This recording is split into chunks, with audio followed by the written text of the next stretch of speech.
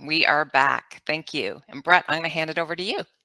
Yep. Hi, Denise. Are you there? Here. Awesome. Well, it's really nice to meet you. Denise Waters is a welder at the Halifax Shipyard, but I'll let you kind of introduce yourself as well too. Sure. Hi, everybody. I'm sorry I can't see you all, but you can see me. My name is Denise Waters, and yes, I work at the Halifax Shipyard. I am a welder there. I'm now a journeyman person, so I've gotten my red seal. I've been there for 5 years. Yeah, and I love it, and we're looking for more. So go welders, just say it. Yeah. So my first question is, why did you choose this career, and why did you choose welding? uh, I'm a little bit more mature. So I was a single mom of 4 kids, and I was in the tourism industry and wondered what I would do next. My dog is here. I was wondering what I would do next because I had a set of twins my last pregnancy, and I'm like, holy moly, what am I going to do? And how am I going to make this money to raise all these babies? And I had a girlfriend who went through Women Unlimited, which is through NSCC. Great program for any ladies out there looking to get into the trades. She went through the program a year before I did, and I watched her as I was still working, going through this program. And I'm saying that it's so easy, it's so cool. I like to work with my hands, I like to build things, and she was doing this. And I'm like, a welder, whoever thought? And I watched her for the first year through it, and I said, I'm going to do that. I could do that. So I actually joined Women Unlimited as well. And it's a 14-week exploration program that I went through that touches on all trades. So construction, plumbing, electrician, all of the above. And I chose welding because it would just fit me. And I thought that's what I wanted to do. And not only that, looking at what the pay scales could be kind of encouraged me a bit more as well. So I registered for Women's Unlimited. That was 14 weeks. And then I went directly right into welding, which is a 2-year program at NSCC. Awesome. And you just mentioned pay scale. Do you want to dive a little bit deeper into that for the students? Sure, absolutely. So just letting you know, from NSCC with a 2-year course, I was actually 38. So I would encourage you now, while you're young, get in it because the money is there. You can retire early if you put in the work. I'm older. I'm still going to be there for a while. But it was a 2-year program. The first year was a little overwhelming for me because I was just getting back into school. It wasn't just coming out of high school and then going right in. So it took me a minute to get in, but there's lots of resources, lots of supports at NSCC. It is a great school to go to. The reason I liked welding so much as well was half of our day in school was theory and half of the day was actually in the shop. So you were hands-on, working every day, building something, learning new skills, and working towards your welding tickets, which are your licensing, I would say, to be a welder, to go actually out and do work. So from there, I got a job. Irving offered me a position once I graduated, and they started me out at 23 something an hour. So that was my starting rate. And then after you're there, you become an apprentice, and they have a great apprentice program there, and I'm actually part of it. And you go about 2 years, let's say, you can go back to school and get your red seal, which is what everybody is looking for. You want your red seal because that's where you're going to make your most money. So it took me a little over 2 years, went back to school for 6 weeks. I actually failed twice, but I didn't give up. I went right back and I did the course again, and it didn't cost me anything because this is when you're in this, you just get to go back and you have to pay for the exam, but that's it. So I did go back and I passed it the 3rd time. And when I went back to work, my rate of pay went from, I think I was getting probably 26 something then, after 2 years, but my rate of pay went up to 37 something. And now I'm getting 38, pretty much $38 an hour right now to work. And at Irving, so just a typical work day, we show up. I work the day shift. There's 3 shifts. It is 7:30. We have COVID hours, so 7 or 7:30 you start to 3:30 or 4. Then there's a 4:30 or 5 shift till 11:30, and then there's the back shift. I work the day shift, which is Monday to Friday, with my regular rate of pay, but I have an option to work overtime. So it's either early morning, later night, or weekends. And when I work at Irving and my overtime, it is double the pay. So I'm getting 70 something dollars an hour to work on a Saturday. That's just throwing that out there that, you know, there is some perks out of this at the end of the day. But yeah, so that's our pay raise, or that's our pay. And that's pretty much where you go. Once you can see, once you're a welder, you're anywhere from, like, the minimum I would say would be $18 to start coming out as an apprentice. But that's still a good wage because there's so much room for advancement within 2-3 years to start making the really good money. So, yeah. Well, congratulations on getting your red seal, and it was also great that you dived into the education part of it as well. And I think you explained it really well. I'm going to pass it over to Nicola for the next couple questions. Thanks, Brett. Thanks, Denise. Denise, I know you're super passionate about what you do. You love your job, and we're so happy to hear you because your energy and your love for what you do is really contagious. Can you walk the students through what a typical shift looks like? Absolutely. So just to give you a little heads up, I'm also the women's rep down at work. I'm on the union side as well. So I am also in with the apprentices. So anybody coming new in the door, whether you're a woman, apprentice, I'm a shop steward. So I'm type of the one that you can come and talk to. I'll teach you some things. I'll show you where to go. You'll never be lost. We don't want it. The shipyard's 4 football fields long, just one building. And then we have ship repair, and we also have a ship in the water and on land right now. So there's 1,400 of us working down there. It's a kind of a scary place when you first come in, but everybody, we love each other. You know, we are like a family. The tradespeople themselves, we are like a family. We're there to help. So a typical day for me, I would show up for 7 o'clock. I meet my crew, and that building, if you've ever seen it across, of course, on Barrington, it's humongous. We have crews of 20, 30, 40 people. We meet our supervisor, we scan in, and one crew could have anything from pipe welders to regular structure welders to fitters to plumbers on one crew, because whatever unit we're working on, we have to do different things. So I'd scan in with him. My supervisor tells me we're working on unit 144 and you're welding up this structure. Now I'm a welder, so that's all I do is weld. I have, if there's something not right, there's metal fabricators that will come and fix the position of the metal for me or what have you, but I'm just a welder. So I weld all day long. And I love it. Like I'm on my own. I do whatever, like, you know, I do my work. I'm on my own. I have my own crew that you stick with for a while around you. So if you need help, there's somebody always there to help you. Buddy will watch out for you. We have a break in the morning. We have our lunch. They are staggered because of COVID right now. And then by 3:30, 3 o'clock, quarter after, you're cleaning up for the day. And by 3:30, you're punching out and you're done. And I work Monday to Friday. But like I said, I have the options to put in for overtime. And if I get it on a Saturday or Sunday, I could be making double my money and doing the exact same thing with half of the people there. So it's quiet. It's a wonderful place to work on a Saturday. There's nobody there. You're just doing your job. That's super. I love it. Yeah. And Denise, I love, because our last mentor mentioned it too, just how important community in a workplace is. So thanks for bringing that up too. Absolutely. Before I give it back to Brett, I do want to jump in with one more question. You mentioned that you're on the union, you're the woman rep. What inspires you, or why do you dive into do things like this? And I know you do a lot for NSCC too, to engage outside of your regular paid work hours. I've always been like that. I'm a big community person. I love fundraising. I love helping communities. I love looking at things that have issues and trying to help fix them. So within the industry at Irving, there was a diversity issue. We need more women. We need more people of color, because I'm also the AWOC chair as well, which is the Aboriginal and Workers of Color committee that we have. So I'm the chair of that. And coming in, being a woman and a woman of color, I'm looking around and I don't see anybody else like me. And I'm asking why, right? And there is women out there that are like me and they're welders, and we need them. So why are they not here?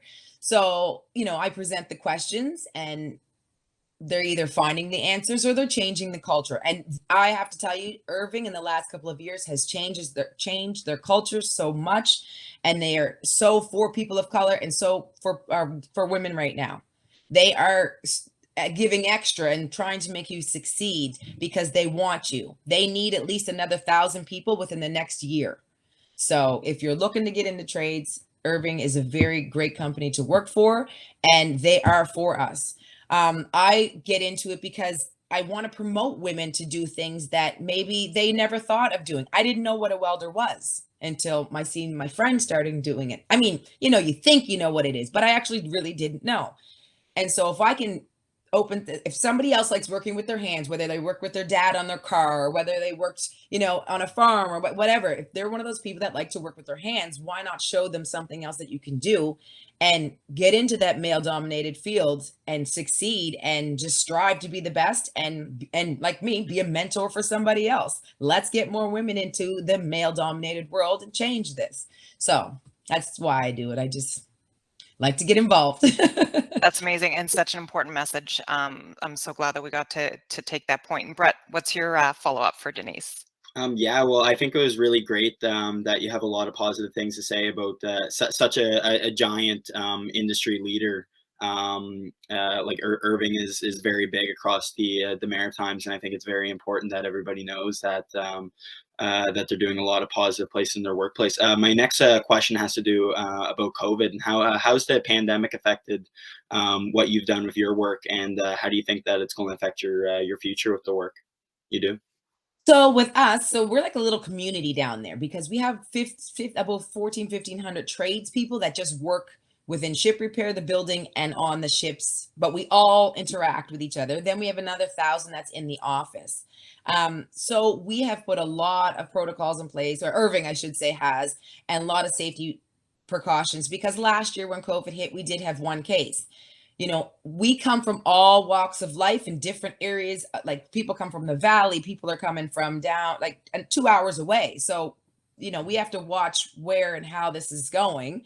So we do right now, we wear our masks at all times unless we are actually working, because I wear a shield, but we have respirators. So we do our social distancing. We, there's hand sanitizer everywhere. They give it out to us. In the beginning, they were taking our temperatures. They had rapid testing. They did all that, but everything is calmed down now. So we still do all the social distancing and everything that we have to do. And we try our best to, accommodate to that. We're a really close family as the tradespeople down there. So if we hear of something, it kind of goes through the yard like wildfires, and it gets brought up right away. And then it gets to the attention of Irving, and they are on it. Like they're with public health, they're correcting anything or trying their best to do what they can. So that's all we can do is just try our best, right? And they've put in everything that we needed so far. So, we have to work on ships. They have to be built, and we may have to work next to each other, but just know that, put your respirator on. You can still talk, or a mask, and do your job. So that's great.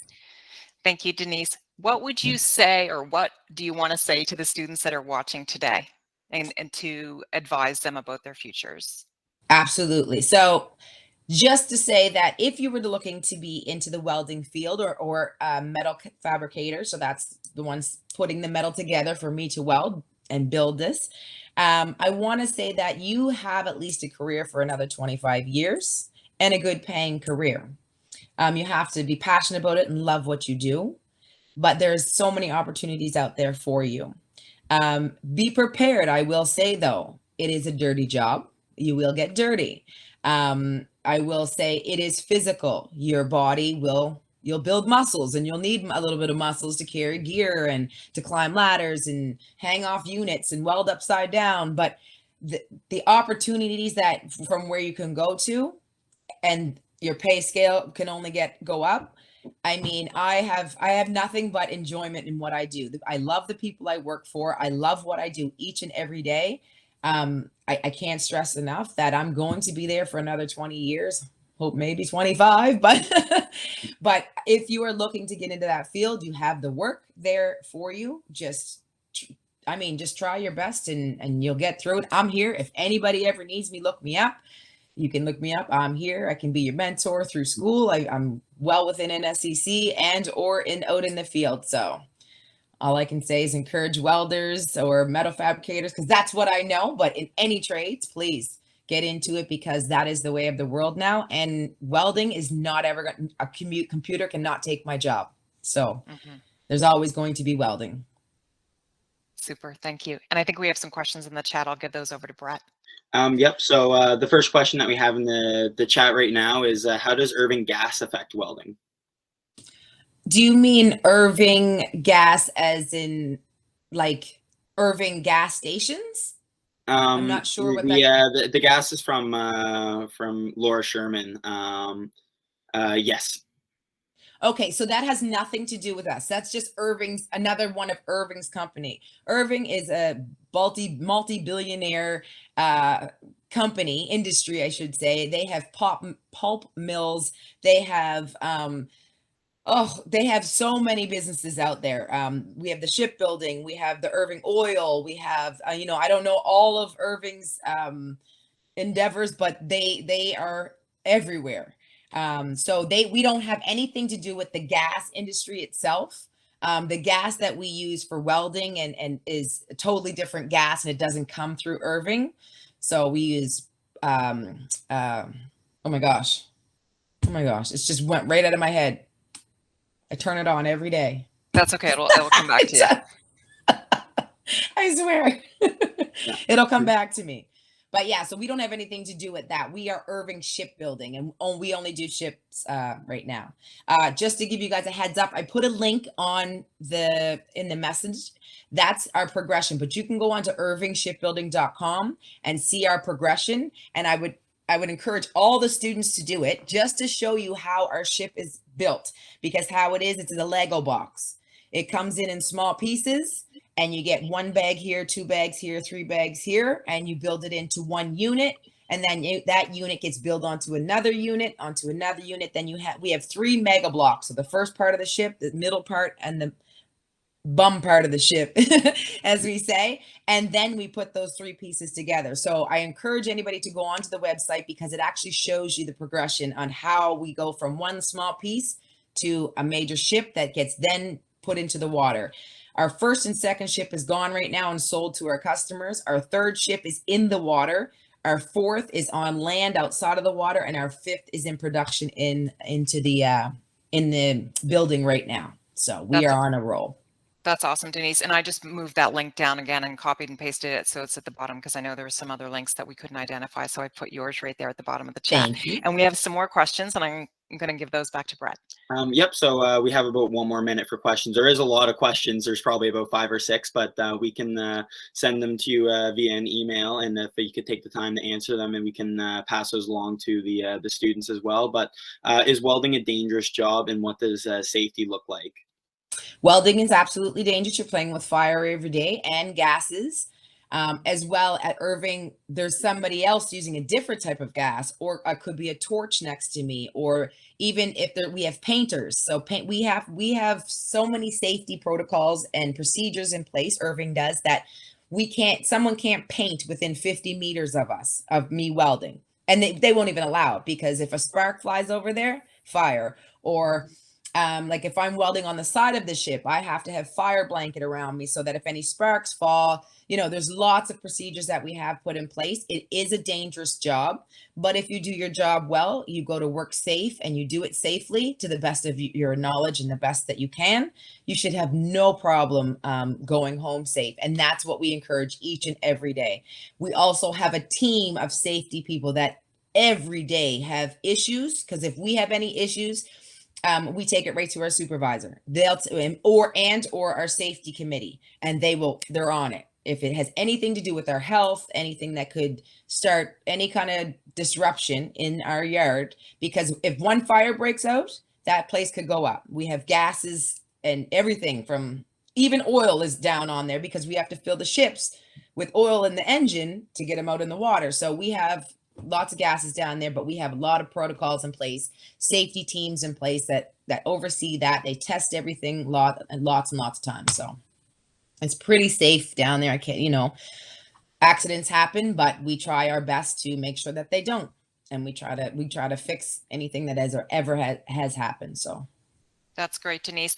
I think you actually answered a couple more of the questions that are in the chat there with your last answer. So that's wonderful.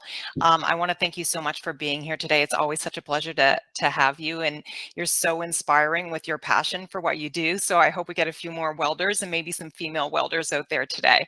absolutely. And if anyone wants to talk to Denise about mentorship or about mentoring at NSCC, you can send me an email and I'll pass that right along to her. So thank you, Denise. We wish you all the best. Thank you very much. So much. I want to thank you. Very, very, very great to listen to someone who's as passionate as you are about what you do. Thank you so much, you guys, for inviting me. Like I said, if you have any questions, send them to me. But if there's anybody out there that is looking to get into this career, these gentlemen and ladies can find me, and you can reach out to me at any time. I will be there for you 110%. So super. Thank you. Enjoy, everybody. Have a great day.